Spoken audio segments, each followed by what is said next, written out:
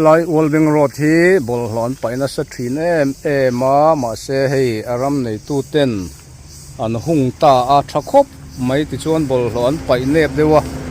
hela hian triatian na tara triatian na helai hmuna hian bol lo leivung ran thi le dang te pai lo turin kan nge na cheu an ti a ti chuan ma se so a hung ba ka sonin an pai le ta tho box si a hela hian an pai nur maya chu in en teng oh hey nur maya nur maya hey le nur maya awa makte nei nuai em an hung bak chia ti hian an pai le ta chu ni hei kong pui mai kha nia kong pui maya bul maya ti hian an paya awa boi thak em mizo hi nga tinge moni o mizo kan niang em o kate kan ni karingan pai po hi video karon da ve to thina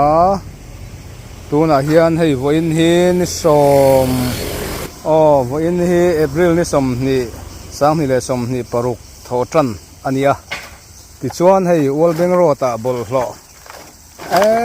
khai pai le ta te hi suitcase lui te ale thahol mai le khai awa mak thin em o bollo pai hi bollo khon yen om renga sin mole heti han pai mai thina chu so suitcase helonga polo let bur mai khai azia lo thin mange an hung ba chia ani a Walbing Road helai kong sir hi zia lo thin khop mai bol hlo painan kan mang tatlat mai hi ada poi kan da chuak nem to a kanon tilangun to a maro chu hei so an hung bak an hung chin sa chu him tran via wa so lai theng son so an hunga ti son an hung chin chu zia khop maya an hung bak chia ti hian an pai le ta nu mai chu nia hei helai thei chu hei enge moni hei pui ten nom lu tu ten nom ta tiang vel kha nia zia lo khop mai hei kong pui bul mai kha nia awa han boi thak em a ui lut tu karim chelut tu ka wak don ti chuan sola son enge an kan en thei le chinang enge a an kong sirabol lo kan han pai mai zel hi chu awa han zia lo tin ta te o helai ram nei tu hian solai pal ang khan han hung vek thei vek se chuan a zia om don ani kha solai po kha an hung bak chi an han chung vum le maya salam chu so min nan thok to an pai ngam lo deuh to ni so apia son somi lang lo chia son kan en le zokang ta son botol ruak tam khop mai botol ruak te hi thil dang siam chuana na khol factory te hi han nei ve to ni la chuanin thaturania kan la nei boxi lo hausa te hian factory te hi handin sup se ei zon na tam takin kan han nei pha bokanga ti chuan thil kan ram chunga kan ram chunga thil kan siam chuakanga chuan kan fai kuar bok don ani tro puya helai chuan hung lo le a hung lo china chia khu anok var le ta luai boka khu le awa han tam ner em hei kong bul mai ania chuan khu puti khop khuan bol lo tamani bol botol ruak awa han rap phak em chuan kan helai hi chu hei an hunga an hung chin hi chu him deuh zela hung thei vek ni se lại thì thầy đập nọc nuôi anh em hay lệ hết vel hi này hết vel hi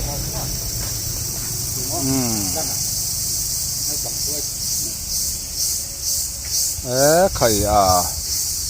rim po ui khóc mày hay làm hết cho gì đều tụi em yên chèn đều tụi chuan số lại số balu đã chặt phi na năn manga số anh khơi bela balu stock na năn manga số lại số chua him nha cái tiếng vel chuan ya kan du to kang un bol ho pai arem to lo ti kha kan han soi rele thor ni win arim che mai David Lorem tluanga ma mit zai in ngai thadai teng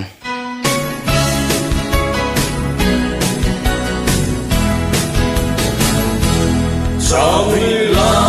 kai teng moi lu rai la la la la la la la la sao hi la say lên song lung lom ngang ngô yêu tu mơ